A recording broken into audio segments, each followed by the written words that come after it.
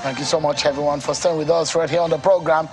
Tonight, we'll now shift our focus to the politics of the 10th National Assembly. Beyond what you can see or what you can hear are the intrigues and politicking that have really pervaded the political climate in Nigeria across the political parties. The different political leaders are meeting, and the new lawmakers are also aligning, and forces are coming together and forming. Now we are understanding that there is a coalition that is coming together between the old bloc and the new bloc. They're forming a coalition to unite on the way forward for the leadership of the 10th National Assembly. Tonight, I have two very experienced lawmakers.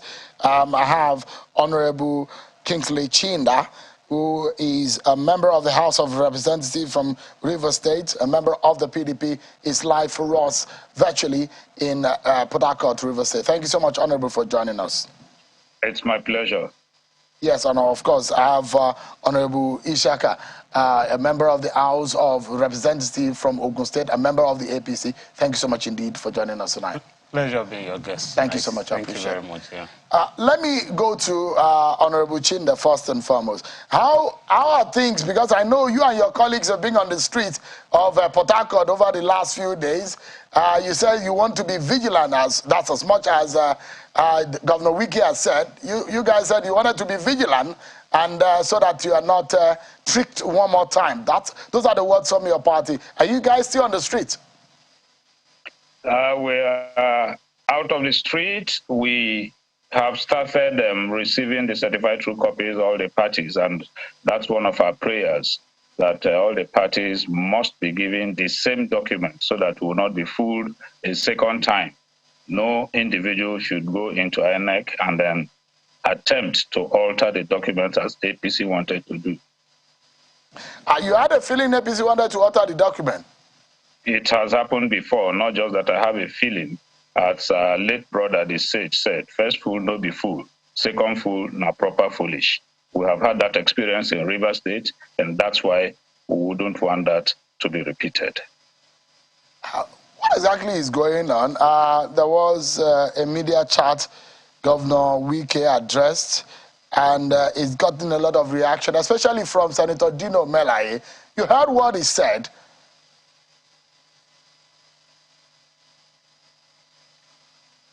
I think that what Wike said has been properly confirmed and affirmed by even Kogites, that's those from Kogi State, that there is need for our party to do the proper thing, allow free and fair primaries, so that candidates that will emerge will be candidates from the people, not candidate that is imposed on the party. If we do otherwise, then that is a recipe for failure. And of course, I know that some persons might not even be interested in the success of the party, but what they will get out of it. That is the alarm that Governor Wike raised, and I think is very germane. But you heard the response of Senator Melaye towards that. What's your take on that? Well, the response to me is without substance. So what do I talk about? Do I talk about the fact that Wike in the past assisted him when he attempted to run the elections?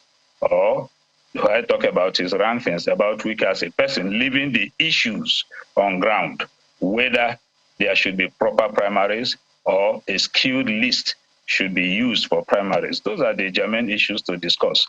I don't think he addressed them. Let me bring you to the conversation for tonight. Those are just on site. I'm hearing that in fact, there was a statement that was released that about 283 lawmakers elect and governors have endorsed a new forum for what you call joint task for a united and progressive Nigeria. I was slightly amused when I heard that, because I know politicians don't come together if there is no unity of demands and supply. You know what I mean. When you see APC and PDP joining forces and governors across the board joining forces, there is something really in the offing. What is in the offing, Honorable? Well, clearly, it's the interest of Nigeria, and like you rightly said in your earlier program, the politics of the country is changing. And it will be foolhardy for you not to realize that. You must begin to be more serious if you actually want to serve your people. You must begin to realize that they are the king. And then the issues of bickering amongst parties should be lowered, and the interests of Nigeria should be put forward.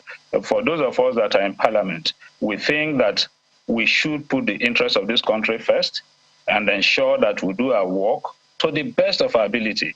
It is not something new. The joint tax is in existence in the House, even as we speak. If you watch closely behind the speaker, I'm sure you will see that symbol, joint tax. And what it means simply is that we shouldn't allow different party ideologies, if we have any in the country, or party affiliations to erode the overall and more important interest of the country. And then one of the things we have looked at is what are the standard parliamentary practices all over? Do we allow zoning?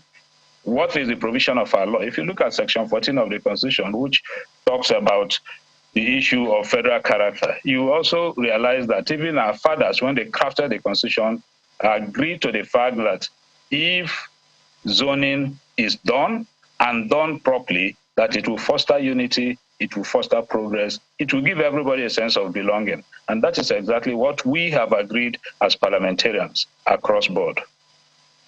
So let's get it right. So you have listed how many political parties now to count.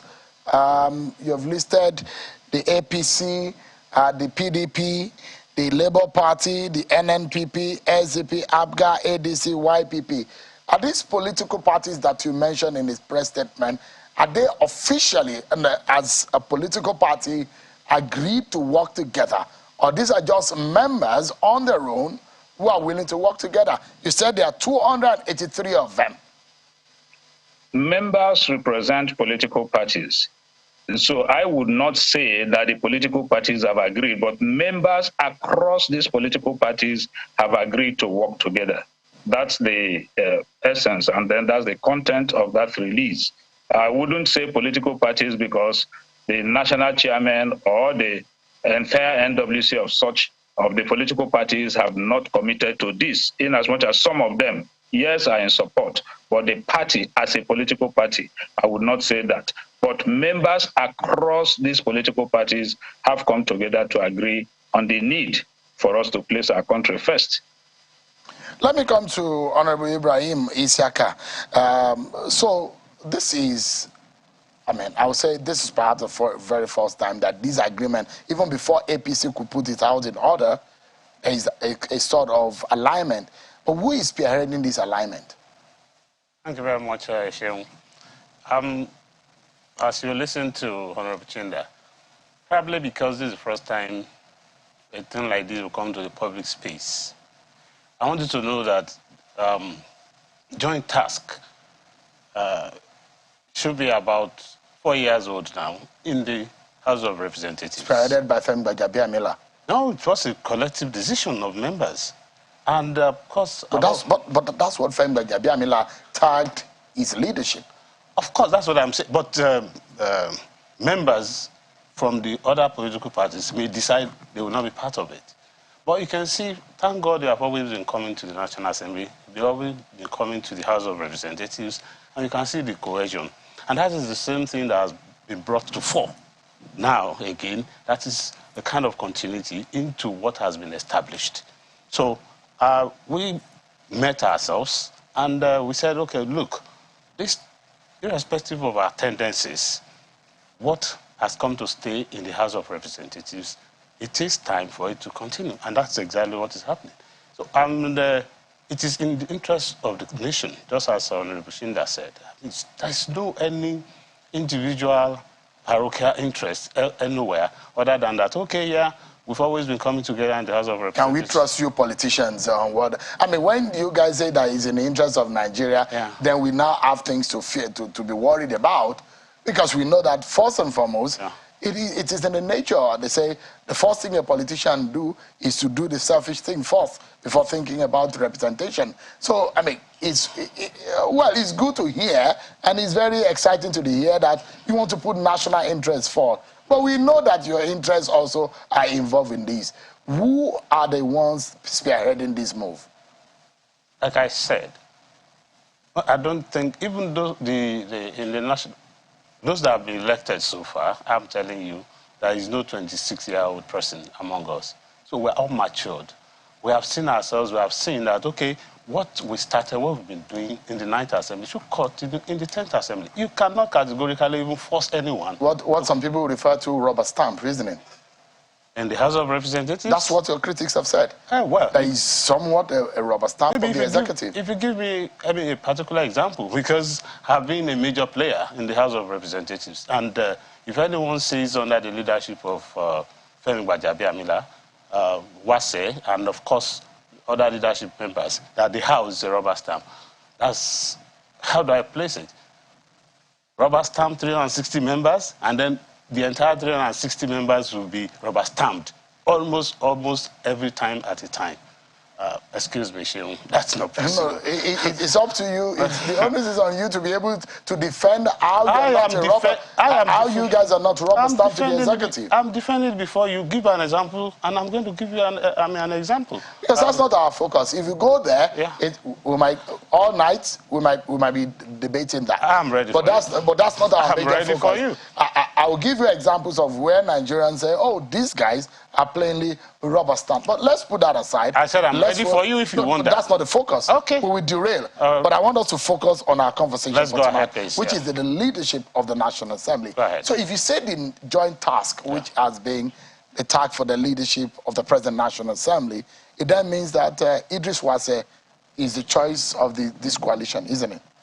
How would you say that?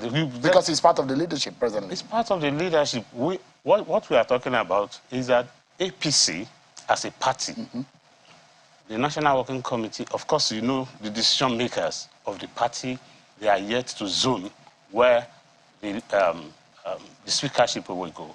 And we are waiting. If it's zoned to where Idris Wase is, all well and good.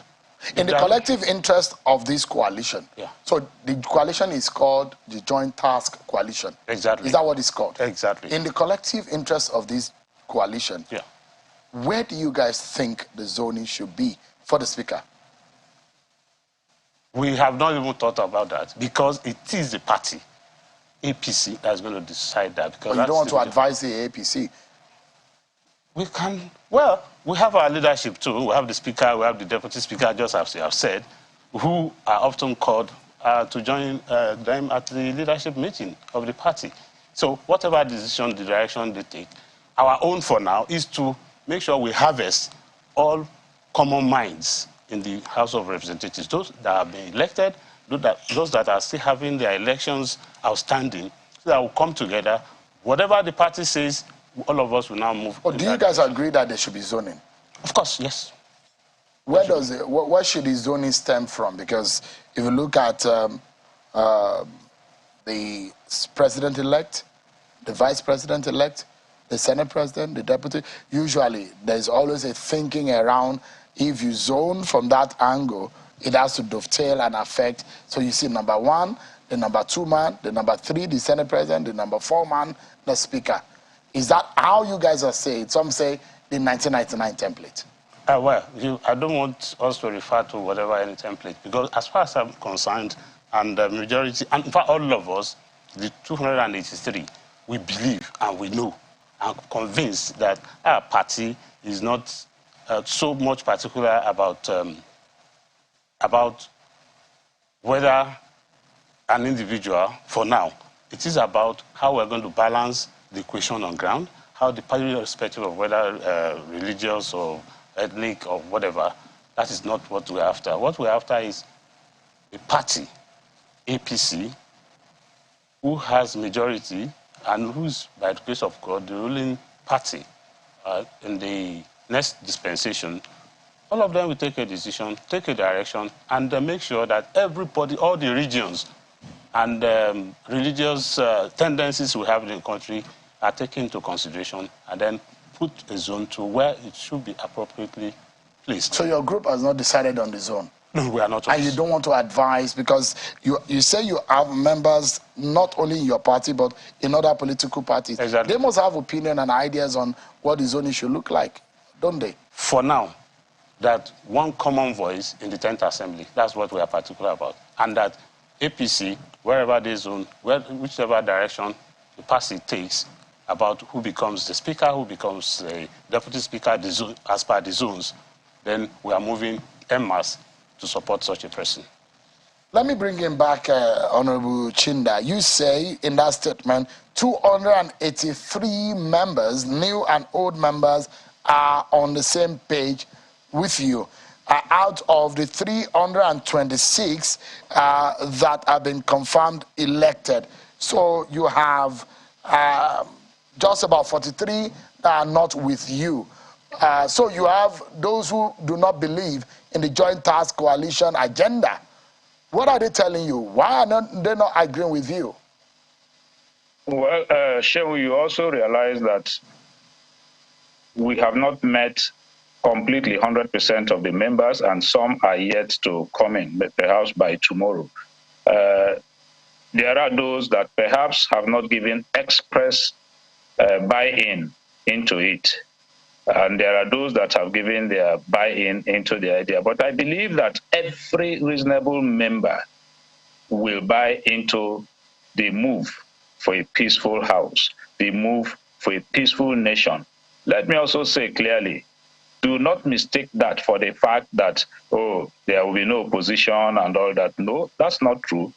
The opposition party will still stand and carry out her function as opposition party to ensure that people-oriented programs are implemented, and also to make sure that the government is on her toes to comply with sections 88 and 89 of the Constitution. So that will not in any way erode the function of the opposition. But first and foremost, what we are saying is that we will allow the majority party, as is parliamentary practice, to take the step. And we expect that in compliance with section 14.3 of the Constitution, that they will do so considering federal character for purposes of peace and inclusiveness in the country. Honorable, confirm to us if it's true that part of the agreement to work together with the APC on this is that you will become the next minority leader. Is that true? That is not true. It is not part of the agreement. There is no agreement that has been reached. I will say so clearly. But that does not rule out the fact that if members decide that I should be minority leader, that it will be tied to this. Far from it. Minority leadership will be determined by members of the minority party. Joint tax is an amalgam of all the parties in parliament. So I don't think that information is anywhere near the truth. Well, is the information coming from the National Assembly corridors and from what the new members and old members are saying? Also, there are those who are saying that there are some handshake, which of course, what has led to those handshake is the agreement on some parameters. What are the parameters? Like I have rightly said, I've told you earlier, one, we need peace. We need understanding. We want our country to continue to progress. We'll give the incoming government an opportunity to take off smoothly. And we don't want crisis in the National Assembly. Let the government take off. Nigerians are yearning for good governance. We do not want anybody to give any excuse for not doing the right thing. And what we have said is, let us allow the majority party to decide on the issue of zoning. Once that is done, everybody who is interested from that zone is free to go into the field and begin to ask for support of members. But we think that if we comply with zoning strictly, it will help to foster peace, it will help to ensure that there is inclusiveness in the system. No region will feel left out. So this inclusion you are talking about, Honorable Chinda, which zone do you think will be fair, and do you think if it goes to that zone, justice will be served? We have already asked the leadership of the APC to take that decision.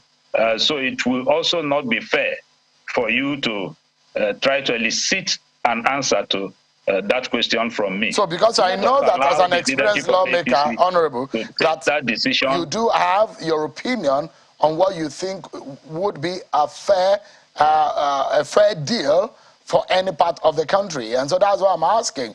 Are you guys just saying whatever APC says? And I have already taken a position on this. Yeah, so are you saying that whatever APC says to you guys, you are going to take it hook, line, and sinker, even if it doesn't look fair and doesn't look justified in the reasoning of an average reasonable person on the street? APC, members of APC are reasonable persons on the street. So I don't think that they will take a decision that will be seen by an average person not to be fair. What we have agreed is that we'll give them the opportunity to determine the issues of zoning. And once that is done, members will comply with it. Compliance being that we expect that members from that zone will be given an opportunity. Let me also tell you, Shehu, if we do not do this, there is also the likelihood that at the end of the day, almost all the offices could go to one particular zone.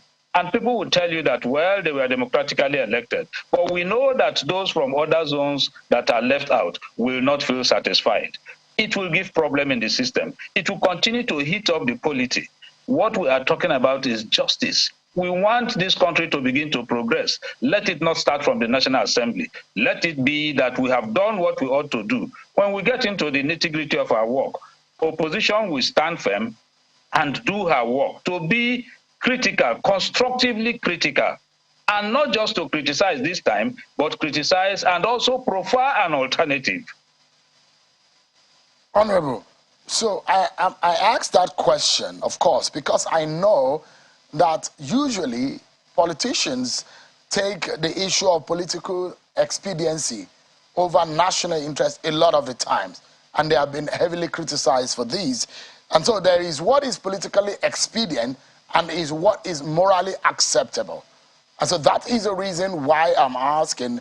If you ask some APC leaders, they will tell you that they will first of all consider what is perhaps the politics or the political expedient issues to determining who will be the presiding officers of the National Assembly as against what is popular out there in favor of zoning. So that's why I'm asking. So even if it's not a popular decision coming from the APC, does it mean that this joint task coalition, we go with that? Is that what you're saying tonight? So why don't you allow that decision to be taken before we can then determine whether it is popular or not? Joint task has decided that the majority party should be allowed to zone the offices, and members from that zone should be given the opportunity to run, while members from outside the zone should please allow that decision to stand in the interest of peace. That's a simple decision. No, so you know, it's a political answer. Are you a politician? I don't want us to. It's a political answer, and I'm not surprised that you're giving me that answer because you are a politician, honorable. So there are those things that you are a better politician than myself. No, the way you ask your I am a watcher. I'm always on the sideline watching what you guys do and reporting it. But the question is this: a lot of conversation about our politics and about our national development that a lot of Nigerians are involved with only by what they think and what they discuss or what they say, but they do not have as much impact. And that's why we are having this conversation. If it's in the interest of the people, why are you not talking about it? And I've given you that debate and that school of thought that some leaders in the APC think that they will consider the politics, those who gave them the votes, the region that favored them, that allowed them to win, other than zoning. So, and I'm asking you, as a member of the opposition, if the APC gives you a position that is against morally acceptable standard that is more or less a politically expedient decision? Is that what you guys will be going for, yes or no? You have already answered that question. If you are giving me a position that is morally unacceptable by Nigerians, the entire 360 members of the House should say no. But for now, we have agreed that we allow you the opportunity to take that position, and we believe that you will do the right thing. We believe that you will comply with the issues of federal character, because that is the spirit behind the decision. All right, we're due for a break in a moment before I come back to Honorable Ibrahim Isiaka. But let me know, you said that how many governors now? You said 14 APC governors, 9 PDP governors, as well as NWC members of the ruling party and opposition political parties are on this project. You've gotten their blessings. Which of the PDP governors have given their blessings? Because I know that the APC, naturally, they are the majority. But which of them? Because you're a leader in the PDP. Like we told you, the number of governors that have given their blessings, and I can tell you that it's increasing. Who are they? Who are they, Honorable? We know the numbers. You've told us the numbers, but who are they? To you, let me be straight with that. But we'll keep talking to them. And I tell you, a lot of our leaders are beginning to see the need for the Nigerian project to succeed. Let me also try to erase that impression of politicians not being straightforward, not thinking about the nation, thinking about themselves first. Politics is a serious business, and it's for serious-minded persons. And I personally believe that a politician should be a role model in society. Mean everything you say and say only things you mean. The way they look at pastors, the way you look at imams, that's how you should look at politicians in the society. And I believe that we can change this society. That kind of impression sometimes sends goose pimple down my entire system, and I don't like it. Politicians are not criminals. They are not common thieves. They are not people that you cannot trust. Trust us on it. The intention of joint tax is sincerely to ensure that there is peace, that we take off peacefully, and that we do the right thing. If at any point in time anything is going wrong, Nigerians are out there who will also need to come back, take a look at it again, and take a decision in the interest of Nigerians. Maybe you guys need to do more, because if there is a public perception of politicians from the people's point of view, then we need a lot of role models within the political space to convince Nigerians that truly politicians are out for the interest of the masses. But guess what? It's one of the perceptions. I don't agree with you, Les. You're correct. I agree that we need to do more. But we also need to be encouraged to do more. That's why we're encouraging you. And each time we're asking you, we want frank, we want politicians who will be able to speak truth, even when it is not comfortable or when it's not convenient. But we'll take a break, Honorable, and when we come back, I'll be asking a bit of some inconvenient and uncomfortable questions about this agenda, which in the first place, when I read it yesterday, I had my reservations based on my experience covering this bit. But we take a break, and the two very experienced lawmakers will be telling us more about this joint task coalition and what it means for the entire nation. Stay with us, everyone. We'll be right back. Thank you so much, everyone. We're talking about the leadership of the 10th National Assembly and its politics. Honorable Kingsley Chinda, a leader in the People's Democratic Party, PDP, and a member of the PDP, of course, and from Rivers State, representing the people of Rivers State. And Honorable Ibrahim Isiaka is a member representing Ewekoro for Federal Constituency in the House of Representatives from Ogun State, a member of the APC. Thank you so much, gentlemen, for your time tonight. Let me come here in the studio. Honorable, give us an understanding of, I asked about the parameters in which you have agreed. When politicians come together, there's an agreement. The agreement is about the nation. Nothing more than that. Okay, so that's the symbol. So I know. Okay, you've said that. Put that aside. I can't put it aside because there is a give and take in politics. Okay, go ahead with all. And a lot of the times there are issues that are being discussed in National Assembly politics. The issue of committee headship is usually a give and take. Okay. Are those in consideration? See, we don't, like I told you, these are men and women of intellectual capacities across this nation who have come together to say, oh yeah, in the interest of the nation, which I want to repeat, in the interest of the nation, drop whatever. Otherwise, a particular candidate would have been mentioned, people would have gone to go and negotiate and say, okay, this is what we are bringing to fore. But no, whatever interests anyone has, drop it. In the interest of the nation, come together. What is this interest? We have never defined it. Peace and tranquility in the 10th Assembly, and so that the new government of the day coming in will have the ample opportunity and time to discharge, display, and dividend of democracy without any excuse. Of course, which we know will not come. Are you and your colleagues ready to do the audacious to impress Nigerians?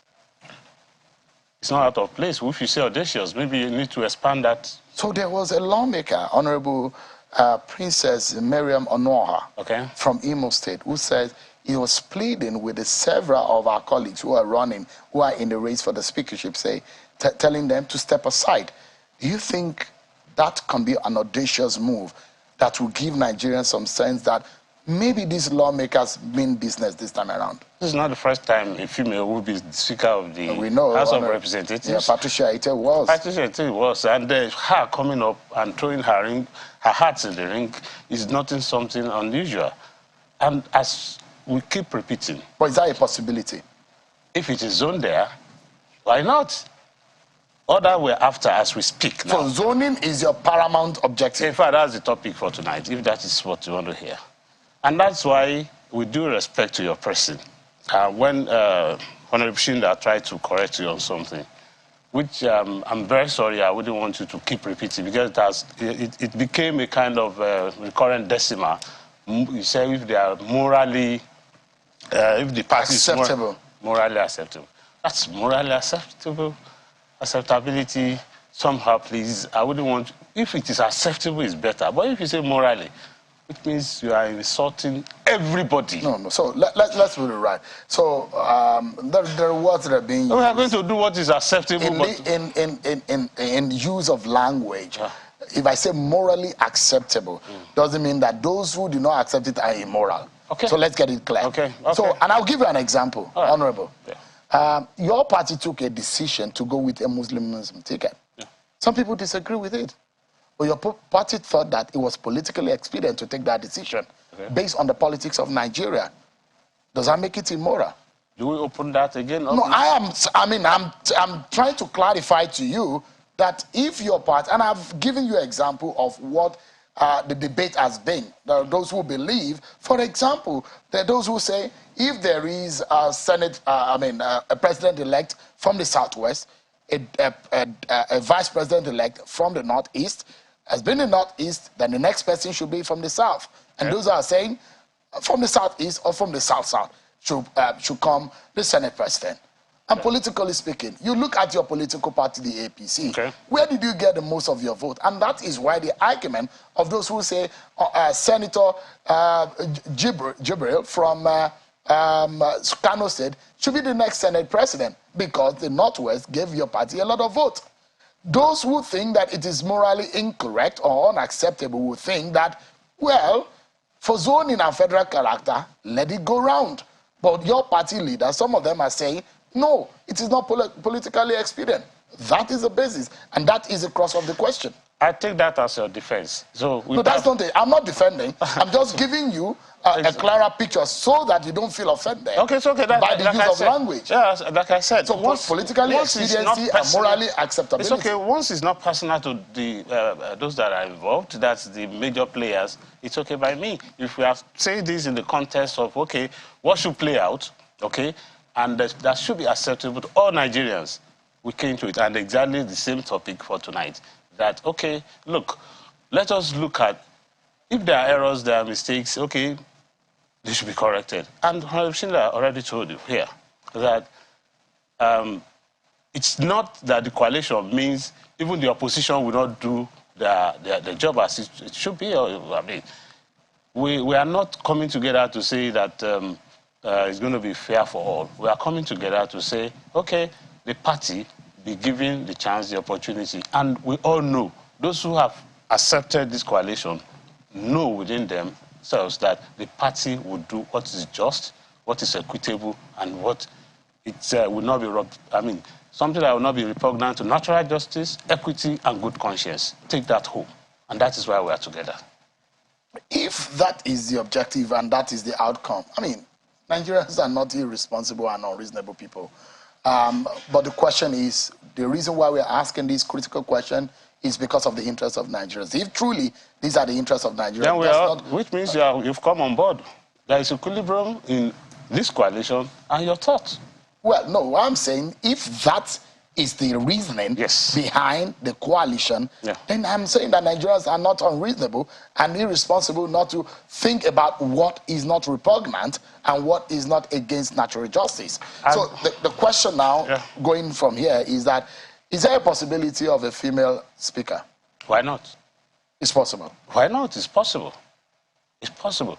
But still, the direction... Zoning. Okay. Zoning is the number one. Number one. The cardinal, yes. Who are the APC governors that have given their blessings? I'm looking at you one day to join one political party so that you can have insight into so many Looks like a forbidden fruit for me, because the way you guys play, I'm not sure I have the heart to play politics in this country. And then you don't complain. I can complain. It's my right to complain. It's your right. I'm a citizen. Of course. Because I can't play partisan politics doesn't mean that I cannot. Inalienable rights. Yes, absolutely. I'm only telling you. That... Those of you who have the heart, we are made differently.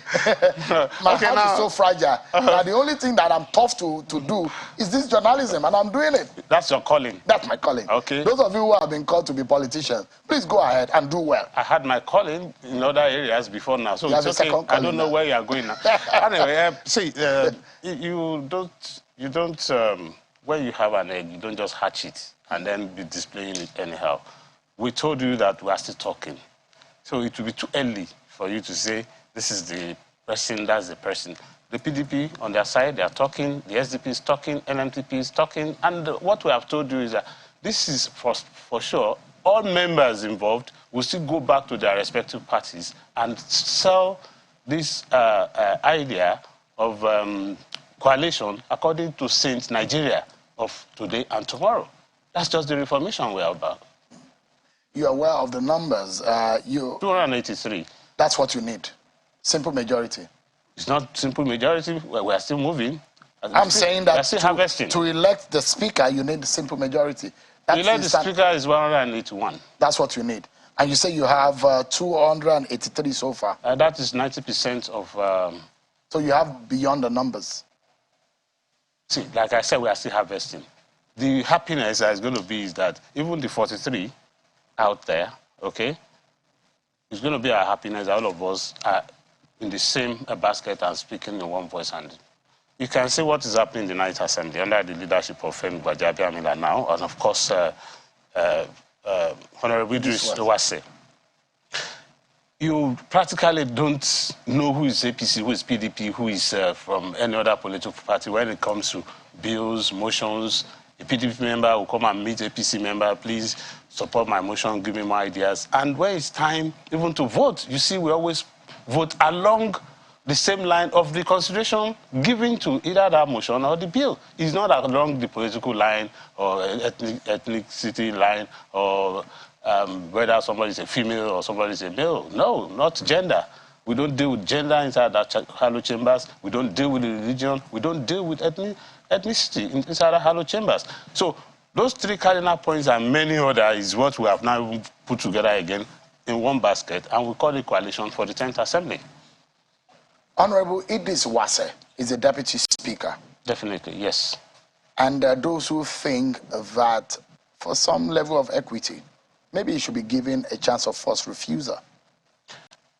You see, you have just said something, and I still want to encourage you to key into what this program is like. We said the party. And if we say the party, wherever the party zones to, whoever is aspiring to any certain position definitely would have to take into consideration the conditions attached to it by the party.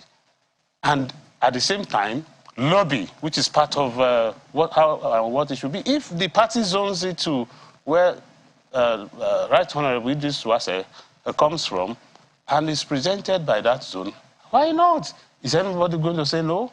But we still remain with this cardinal principle by saying the party, wherever the party zones it to. So if it has to be zoned directly at a person, then such a person should go and align with the party. And of course, the party will take into consideration all other tendencies before a decision is arrived at. If you look at 2015 and 2019, is your party weary of any possibility of rebellion? Well, those that did that, you can go back to history as well. Today, I put you in the best of judgment at their position today. See, just this election we just concluded. Look at when we did the primary. Until we have the constitution amended, where you have independent candidacy, you are still standing on the platform of a certain political party. We did the primaries about 9 months even to the election. So a party that carried you like a pregnant woman for 9 months and delivered you, I'm sure, I mean, we're all reasonable and I'm sure everybody will want to key into the tenets or dictates of the party. These are a period of what I would say the time of the unknown. So your party has learned? It's not about the party, it's about the individual. The party spoke, but some people decided otherwise. I'm sure that cannot happen. And they beat the party to it. And they beat themselves to it now. All right, let's get back to Honorable Chinda. So, Honorable, when I asked you earlier on that there are those who think that, oh, the reason why the likes of Chinda are spearheading this is because Chinda wants to be the minority leader. And when you said that you don't, that's not the case. There are those who are now saying, oh, maybe you have not learned from what happened to you when you were denied that position of the minority leader. Is that the case? Again, that's not the case. There's no discussion about minority leadership in the joint tax. That's not for joint tax. That is for the minority caucus. And I also tell you that we also have the minority caucus. At the appropriate time, we will consider the issue of minority leadership, and then the APC could also consider our own issue of majority leadership. But if you are offered the minority leadership, would you take it? If I'm offered the minority leadership and I look at the circumstances and I'm prepared to carry out that task, of course I will take it. But let me again state clearly, that is not the primary purpose for which I am in the National Assembly. I was elected into House of Representatives to make laws for good governance of this country. And that is my primary assignment. And that is what I'm there to do. So nobody would even come to me to discuss or negotiate the issue of minority leadership as a condition for me to take any position. Shehu, that's not me, and I don't think that anybody will want to do that. Some of your folks who say that you were beaten in the sense that the presiding officer, Femba Jabiamila, ruled you out and didn't give you a chance. Have you forgiven him? Well, I had nothing personal against the presiding officer. Of course, I still hold my stand. If we rewind the times back to what happened, I don't think I would take a different position. In fact, I will even better my position. So, but that has nothing to do with Femi Gbajabiamila as a person. And for now, I think that the Nigerian project should take precedence over whatever we are doing. Shehu, also remember, I've been in the parliament for 12 years. This country has invested in me. My constituents expect so much from me. And so I should be a little bit selfless. So when you keep talking about what is the other negotiations and all that, if you're talking about issues of committee leadership will still come from members of the House. You will not be a committee leader in the parliament. What we're saying today is, let us play down on our selfish ambition, so to speak. That is on what you want as committee chairman, minority leadership, majority leadership. Let us play down on all that and talk about the country first. Let us ensure that there is peace in the House. That way, it will even be better because everybody is likely to get more when there is peace. That's what we're talking about. We're not talking about individual. And nobody is negotiating anything. No committee is being negotiated. No leadership position is being negotiated by the joint tax. That's not the proper place for that. Okay, so let's get it clear. So you've bygones are bygones now. You've healed. You've forgiven whoever offended you based No, on those I scenarios, had no and offense you've moved against on. any individual to talk about forgiveness. So Look, it was a painful Parliament is a scenario complex. in your political and your National Assembly career, which it might be hurtful, but you're saying that you've moved on. No, Shehu, it's not a painful scenario. One leader will emerge at every point in time. It's like a contest. If you don't make it, you just keep moving. The important thing is, what have you contributed in the assembly? You must not be chairman of a committee, or you must not be in the leadership for you to contribute positively. And I think I have contributed positively, and I will continue to contribute. In fact, I even feel that I'm more burdened now, having been elected for the 4th time. I should add value to this country. And that is the spirit with which I am going. So, Honorable, on a final note tonight, your party is contesting Bola Tinubu's victory at the polls. For those who find it ironic that some of the members of the PDP are now working with the APC for Tinubu's because according to your statement, you said that you are. I'm just looking for where you said that exactly. We are glad that the leadership of the ruling party recognizes the opposition political party in the House and very key in the formation of the next leadership. That's exactly not it. But I would definitely, okay, yeah, there he is. We are aware of the theatrics of the 8th National Assembly, but Nigerians want to see good governance and not grandstanding. Rebellion will deny the incoming Tinubu administration the opportunity to deliver on its mandate and the high expectation from Nigerians. Your party does not believe in Bola Tinubu's mandate or his victory. But here you are, as a leader in the PDP, you are working for Bola Tinubu's incoming administration. So those of your party who said this is ironic, how do you respond to them? Hello? Yeah, please go ahead, I can hear you. Yes, if I got that question clearly, the joint tax we're talking about has nothing to do with political party. It is an amalgam of political parties. And that does not in any way rule out the fact that I'm a member of the PDP, the major opposition party in the House. But again, like I have said before, and I will say again, the interest of this country supersedes that of any individual or political party. I have been in the House long enough. When Jonathan was president, I'm still a member of the PDP. Jonathan was a PDP president. I recall that even when decisions that we felt were not good enough for this country was taken, we stood against President Jonathan on that decision, particularly the removal of petroleum subsidy. Though today my position is different, but then I believe firmly in the fact that removal of subsidy would be harsh on Nigerians, and we opposed it. That was our own PDP government. So if anybody thinks that, because we have agreed that we are going to jointly ensure that the proper thing is done, the right thing is done, that there is peace and there is fairness in the allocation of offices in the country, that means that the opposition is eroded, the person is making a very huge mistake. The role of opposition will be played, and played properly. But then it will also be played very reasonably. And that's why I said constructive criticism. All right. Let me give Honorable Isiaka the benefit of the final word tonight. What should Nigerians take home from this conversation tonight? Be working together rather against the run of play, isn't it? Yeah, well, thank you very much once again. And viewers back home, APC is the party, and we've come a long way, and we thank God for where we are placed. And the inauguration of the, to usher in the new president at Ahmed Bola Tinubu, staring at us ahead. And what we're expecting from the side of the National Assembly, I want to start from my federal constituency. I'm sorry to say that. That's for a federal constituency, Ogun State and Nigeria as a whole is better improved governance in the country, robust debate in the National Assembly. We've come a long way.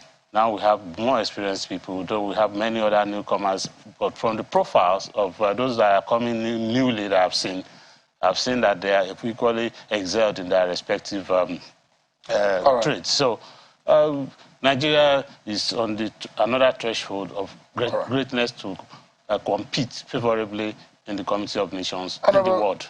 Honorable Ibrahim Isiaka, a member of the APC representing Ogun State, a Wekoro Federal Constituency in the House of Representatives. Thank you so much indeed for coming on I appreciate tonight. You a lot. And Honorable Kingsley Chinda, thank you so much, Honorable, member of the PDP from River State in the House of Representatives. Thank you so much. We'll be looking forward to those predictions that you want to be the leader of the minority in the House. So we see if that is actually the truth or not. Thank you so much indeed for your time tonight. Thank you, and thank you for the opportunity.